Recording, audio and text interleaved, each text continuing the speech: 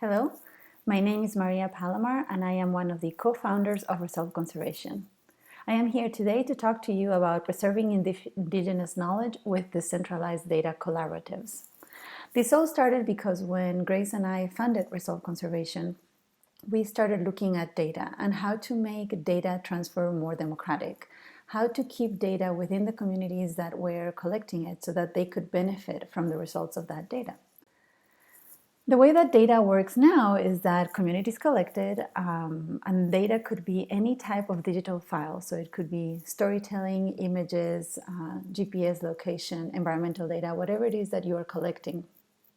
The communities would put them in a digital format and eventually transfer them to a larger institution that had the resources and the capabilities of storing that data and sharing that data.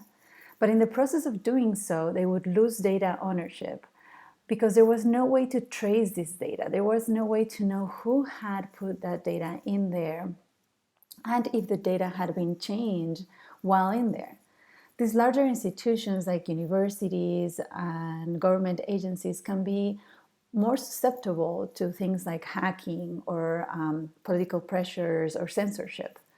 And what it results in is that the communities lose the contact, lose the sovereignty over their data. And this also takes away some of their leverage for getting funding and other things that they would need to collect more data. So what we're looking at right now is we're looking at using decentralized technologies. This is the same technology that they use for blockchain, Bitcoin, and all those things that you've heard maybe of in the news. And what we do with this is we create these data collaboratives. Communities come together, become part of that collaborative, and create the governance for that collaborative. So they become the owners of the collaborative. All the data that is collected is stored within the collaborative, and they also become the people in charge of making sure that the data is being used according to the governance that they created. What happens with this data is that it becomes permanent. Once you put it in the blockchain, the data can never go away. And also you are able to trace the whole life cycle of that data. So you can start from who put it in to when it was changed, how it was changed, by whom, and to who is using it now, who took it out.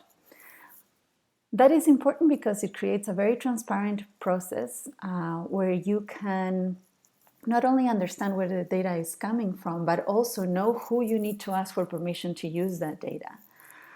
It creates an increased community engagement. It creates an opportunity for the communities that collect the data or that create that data to be responsible for how that data is used, to keep their sovereignty over that data, and eventually to share it in the way that they see fit, to share it under their terms.